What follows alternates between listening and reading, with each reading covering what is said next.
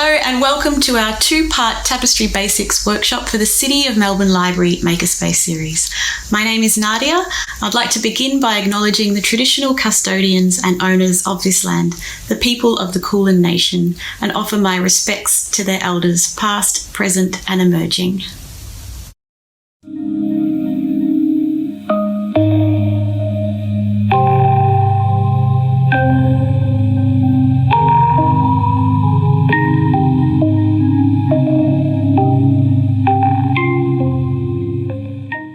Everybody, my name is Nadia. Thank you so much for joining us for this Tapestry workshop, which is part of the City of Melbourne Library Makerspace series. This workshop is designed to introduce beginners to the basics of tapestry, from preparing your loom right up into hanging your finished piece, and will be shown over 2 half-hour videos. Now, this workshop is designed to use accessible resources that are widely available and might just be lying around your home, and to avoid the use of any specialised equipment. Now, we're going to be taking a fairly unrestrained approach to the process, just using our intuition to make design decisions rather than follow any kind of template. There will be room for mistakes here. Accuracy is certainly not our goal. Our goal is to learn some new skills, be creative, and definitely have some fun. The tapestry method that we will be exploring here is distinct from other textile arts such as embroidery or cross-stitch, in that the structure that we'll be weaving on is just made up of a warp and a weft. You might choose to start off small until you got the hang of the technique, but essentially the same technique can be applied to something the size of just a playing card to an enormous wall hanging. Now, the first thing we're going to do is select our frame, which essentially will determine the size of your tapestry. You can absolutely buy some specialist tapestry frames that can be removed from each other, but for the purpose of accessibility and ease, we are just going to be using some standard picture frames. Something about this size will yield a tapestry about the size of a playing card, or you can go much, much bigger. This kind of tapestry is a really good way of repurposing frames that would otherwise be destined for landfill. You can also use the supporting frames on canvases just by removing the canvas and using the frame. Okay, let's go through a list of materials that we're going to need. Firstly, we're going to select the frame. Okay, the next essential thing we're going to need is some string to weave our warp. The string we're going to use has no stretch whatsoever. As we wrap it around the frame, we want it to be on a nice even tension and an equal tautness throughout, so no stretch at all for this string. We are certainly going to need a pair of scissors. And then of course our weft is going to be made up of various types of yarn. So here you can gather a little collection of yarn, choose your colours. I think it's really good to kind of choose a colour palette. So maybe pick a group of 4 or 5 colours you think work harmoniously together. And on top of that are some embellishments like pom-poms. I've got a few different colours here to work with, and various textures of wool. We've got some really nice chunky woven wool here, and some fluffier chunky wool here that can actually be brushed and made into strands. And just wool of varying thicknesses, because we want to get a variation of texture in our tapestry. Now, keep in mind, you can think creatively here. You don't just have to use exclusively yarn. You can use snippets of fabric, you can use ribbon, you can braid various fabrics together and use that. So you really don't have to limit yourself just to wool. And this is the only specialized tool I recommend getting if you can find one. And it's a little plastic wool needle like this that is perfect for acting as a bobbin to go up and over the warp. And the last handy tool you're going to need is something narrow like a paintbrush to fit in between the warp, just to knock the rows of yarn down, just so it keeps nice even tension and then there are no big gaps. Now let's start off on a very small frame, and we'll do a demonstration of a smaller tapestry to start with. And I will talk you through what we're doing, and I'll make suggestions along the way.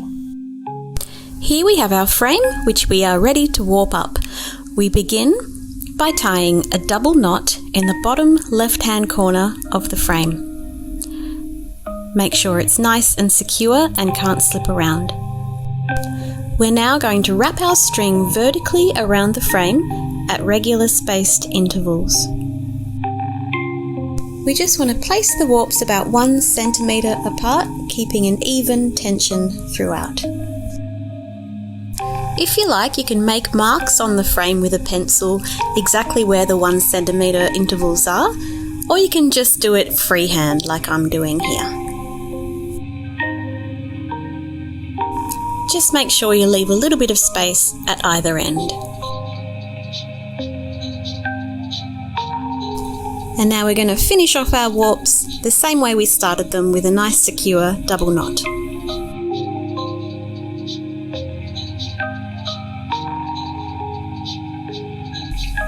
And here I'm just shuffling the warps along to make sure that they're even and straight.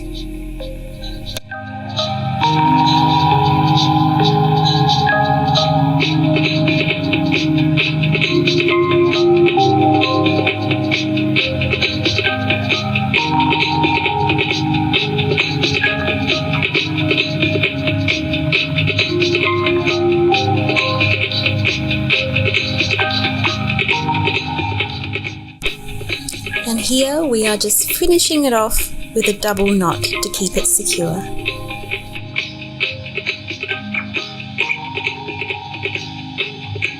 Now our loom is ready and we are ready to complete our base. Our base row is what stops the tapestry from sliding off. We're going to cut a piece of string about 4 times the length of the frame. The base of our tapestry is made up of a series of half-hitch knots. Take the very end of your string and tuck it underneath the first warp. Bring the other end around to make a lowercase p shape.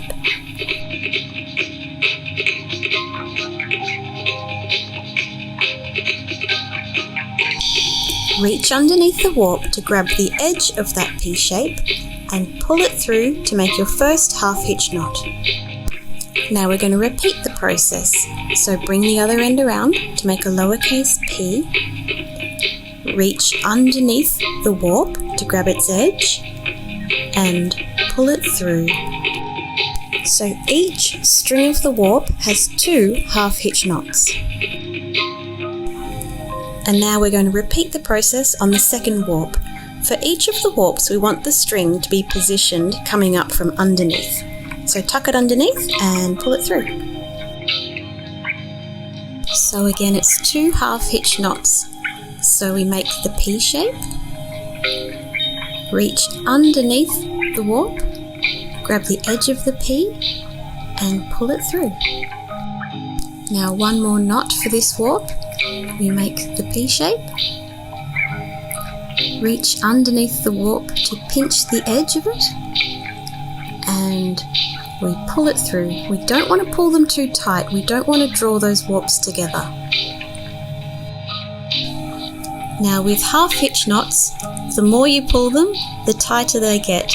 So we just want to keep an even tension as we work our way across the warps.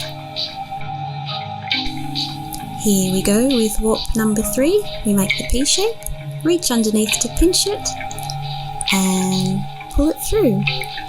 1 more knot, P shape, reach underneath to pinch, and pull it through.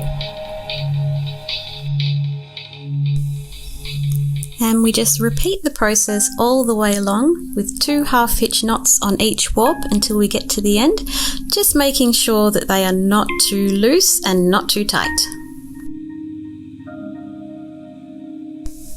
Just make sure at this point that the base is about 5 centimetres from the bottom of the frame. If it's a little bit too close or a little bit too far away, you can just simply move the knots up or down each warp.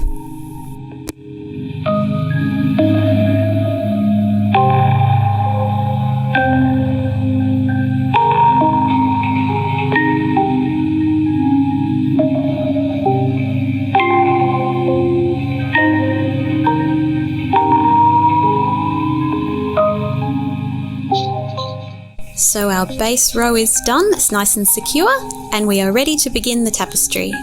Now I've just moved back to our red frame. Now our first row of the tapestry is called the header. We're going to take one end and tuck it between the warps to the back so it's nice and neat and out of the way. And with our wool needle, we're just going to weave under, over, under, over, under, over each of the strands on our warp. We're just going to work with a few warps at a time. When you pull it through, just ensure you don't pull it too tight. We don't want to create too much tension and make the tapestry warp inwards.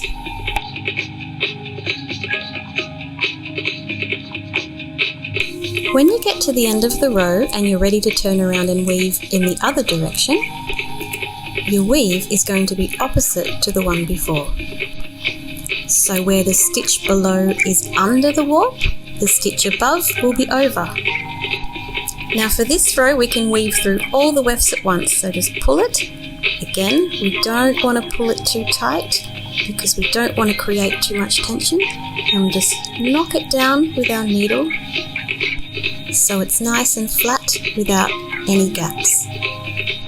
So our third row, our thread ended up over the top of the warp, so we're going to go in underneath. We always want to be weaving in the opposite direction to the one below. Otherwise, it will simply unravel. And remember, don't pull it too tight. Just have it nice and relaxed. Going to continue on in this way, over, under, over, under, over, under, and pull the thread through.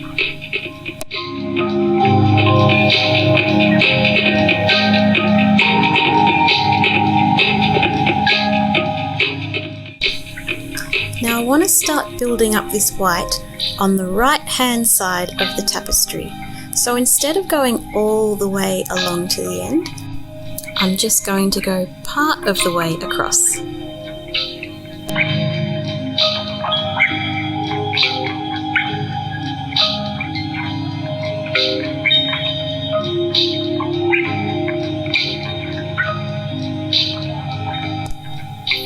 So this is what enables us to incorporate different shapes in our tapestry. So we're just going to keep on building up that white.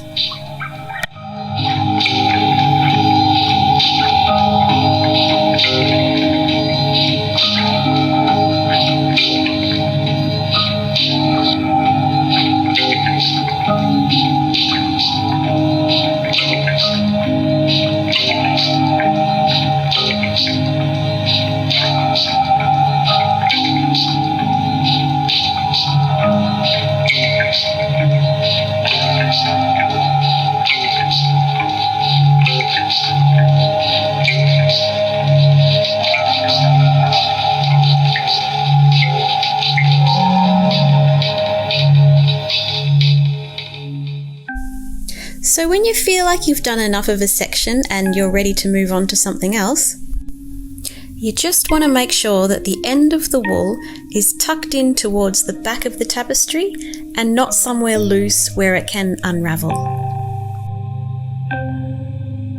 So I'm poking it towards the back between the stitches so it is held in place.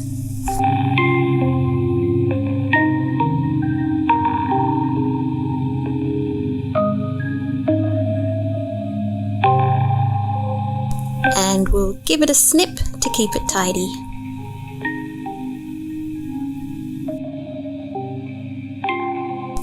Now we have a gap to fill. So we're going to take our yellow wool and again make sure the end is tucked in towards the back between the threads so it doesn't unravel. And again we're going to weave in the opposite direction to the thread below.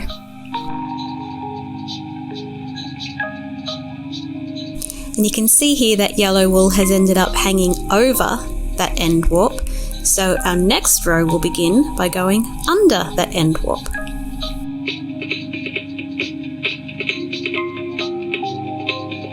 And we're just going to continue weaving over, under, over, under, over, under each of those warps.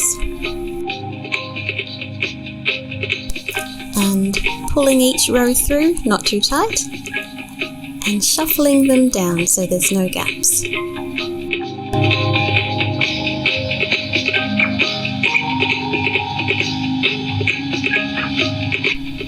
So we're just going to continue weaving this yellow and filling up the space next to the first section.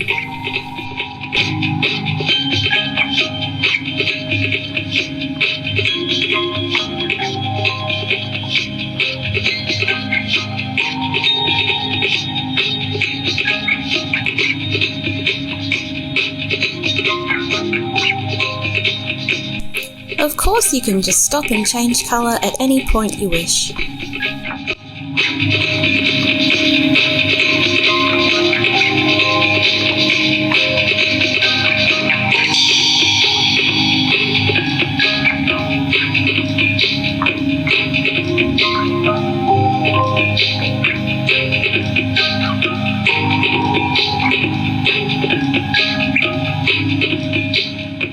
So now the yellow weaving is level with the white weaving. I'm just going to continue it along the top.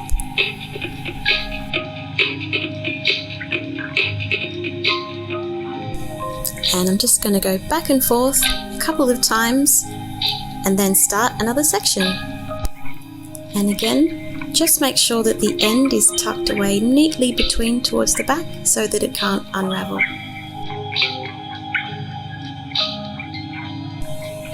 Now you needn't just weave with one colour of wool. I'm going to see what happens if I mix the blue with the white. Just make sure the end isn't loose on the edge and it's tucked in between. And we're going to do a couple of rows.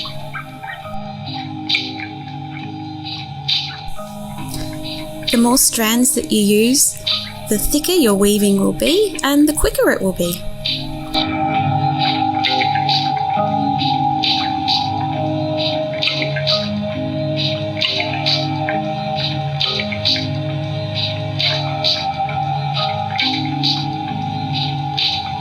So you can just see bits of the blue peeking out among the weaving.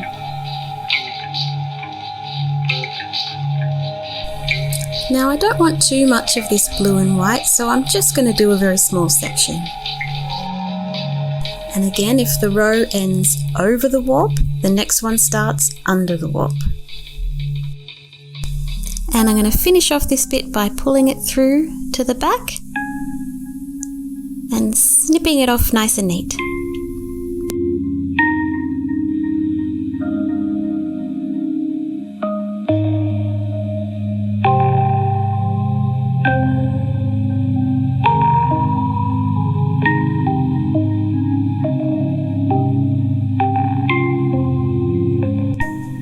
Now I wanted this section to be quite different from the rest, so what I'm doing is grabbing some of that big chunky yellow wool and winding the blue wool around it just to create an additional texture.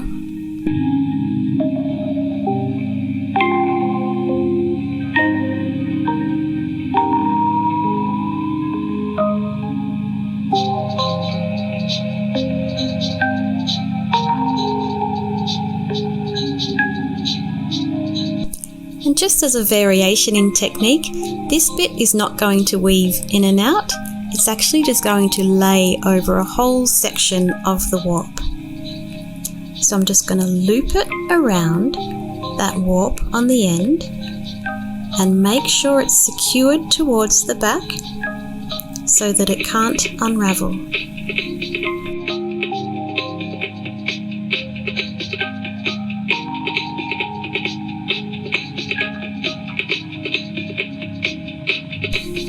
So I'm just pushing the end up and over that second last warp to make sure it's facing the back and can't unravel. And now we've got this little chunky piece that stands out from the rest.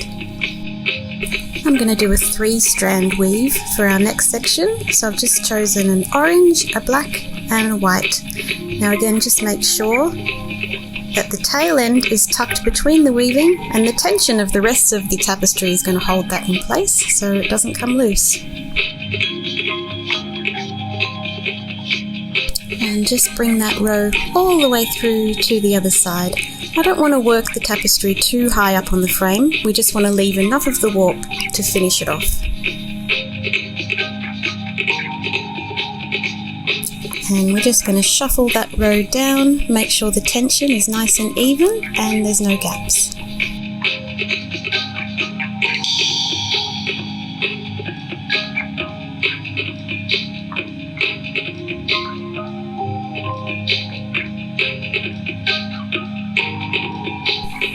Now I'm nearing the end of this mini tapestry now, so I'm just going to weave back and forth a couple of times to finish it off.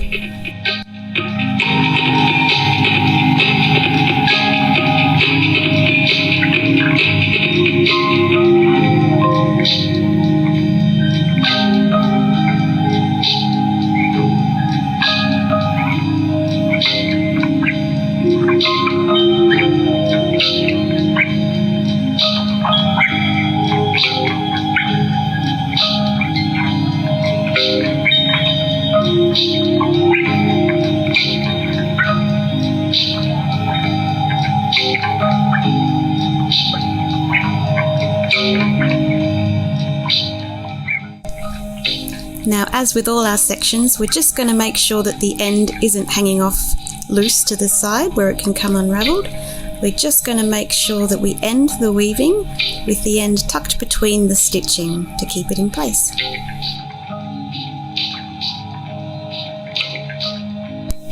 And give it a snip. Now here's a couple of those little gaps I mentioned.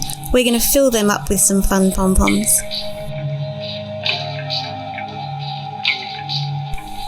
We're just going to grab a couple of those lovely bright fun pom-poms and we're going to find the hole and push the pom-poms through from the back. And the tension of the tapestry is what's holding them in place.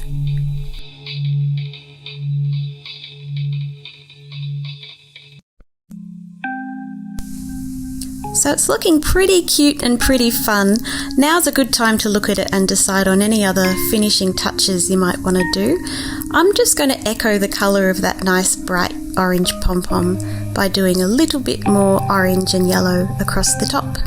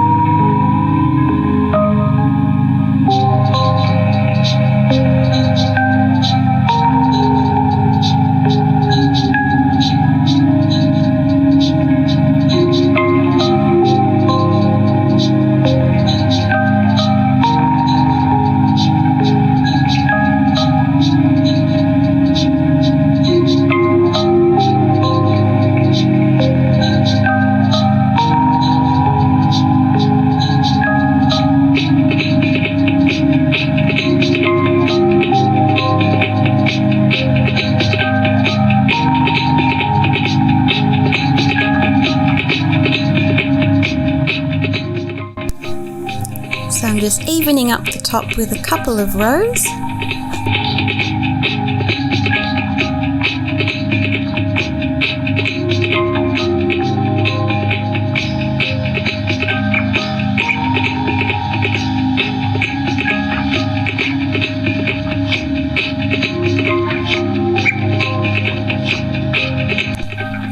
And ending our tapestry by tucking through the last stitch towards the back, making sure it's not loose on this side, pulling it through,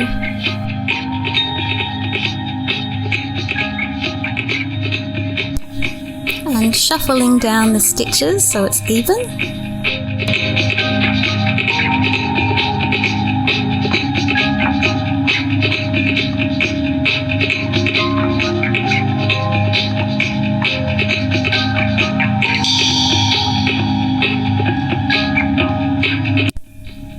And we'll flip it over and give it a nice little snip. You can see how much is going on in the back. You can tidy up this as well if you like. Now there's one more little hole here where my pinky's poking through that I want to fill up with a pom-pom. Here's the hole. So we're just going to poke that little orange pom-pom through from the back, just like we did with the other ones. Give it a little shuffle down to make sure it's nice and neat. And ta-da! We have finished our mini tapestry. And so, now that we have learnt the basics and made a very tiny tapestry, in our next video, we are going to be learning how to do some trickier kind of knots, some different weaving techniques, how to finish off and detail your tapestry, and of course, how to hang it.